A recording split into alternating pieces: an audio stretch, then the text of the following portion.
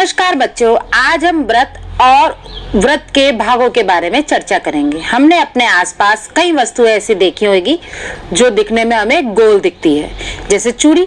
चूड़ी क्या है? गोल है। ठीक इसी प्रकार अन्य वस्तुएं जो बिल्कुल चूड़ी की तरह हमें नजर आती है, पहिया, सिक्का, ग्लास की किनारी, ये सब वस्तुएं गणितीय भाषा में कहलाती है व्रत। अब आपने बॉल भी देखी है, बॉल भी गोल है, लेकिन उसे हम कहते हैं गणितीय भाषा में गोला। तो आज हम चूड़ी की तरह दिखने वाली आकृति व्रत पर चर्चा करेंगे और व्रत के कौन कौन से भाग होते हैं उसके बारे में जानेंगे। सबसे पहले हम एक व्रत बनाते हैं और व्रत के उदाहरणों के बारे में बात करते हैं। तो व्रत के उदाहरण हमने आपको क्या क्या बताए थे? चूड़ी, पहिया, सिक्का इत्यादि। अब हम बात करते हैं व्रत के भागों के बारे में। व्रत का सबसे पहला भाग होता है व्रत का मध्य बिंदु, जिसे हम कहते हैं केंद्र, और इसे दर्शाते हैं हम अंग्रेजी के बड़े अक्षर ओ से। अब हम व्रत पर एक बिंदु ए लेते हैं, बिंदु ओ को ए से मिलाते हैं, वह कहलाती है व्रत की त्रिज्या। यदि व्रत का केंद्र बिंदु स्थिर हो और एक नियत दूरी ले ली जाए तो हम व्रत की रचना कर सकते हैं।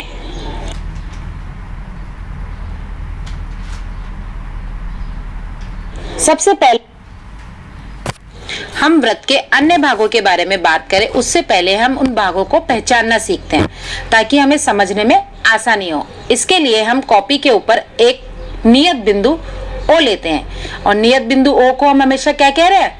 केंद्र। केंद्र से कुछ दूरी पर हम एक बिंदु ए लेते हैं और प्रकार की सहायता से एक घेरा खींचते हैं। यह जो घेरा खींचता है वह कहलाती है व्रत की परिधि, और व्रत की परिधि के अंदर जो हिस्सा है, घेरे के अंदर जो हिस्सा है, वह कहलाता है व्रत का क्षेत्रफल। अब त्रिज्या हमने पढ़ी है, क्या थी त्रिज्या?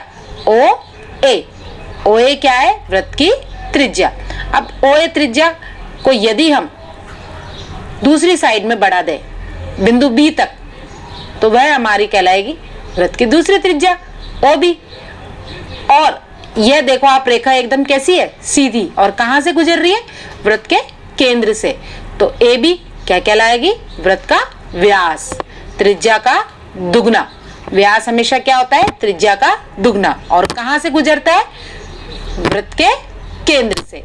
तो व्रत की परिधि, व्रत का क्षेत्रफल, व्रत का व्यास और व्रत की त्रिज्या, ये सब क्या है? व्रत के भाग। तो बच्चों, आज हमने व्रत और उसके कुछ भागों के बारे में पढ़ा है, तो हम अपनी कॉपी में इसकी परिभाषाएं नोट कर लेंगे। व्रत एक सरल बंद वक्र है जो एक बहुभुज नहीं है। और हमने त्रिज्या के बारे में पढ़ा था। तो त्रिज्या क्या है? त्रिज्या वह रेखाखंड जो व्रत पर स्थित बिंदु को उसके केंद्र से जोड़ता है, त्रिज्या कहलाती है। और किसके बारे में पढ़ा था हमने? व्यास के बारे में। तो व्यास क्या है? व्यास व्रत पर स्थित किन्हीं दो बिंदुओं को मिलाने वाला रेखाखंड जो के केंद्र से गुजरे व्रत का व्यास कहलाता है। तो आज के लिए इतना ही।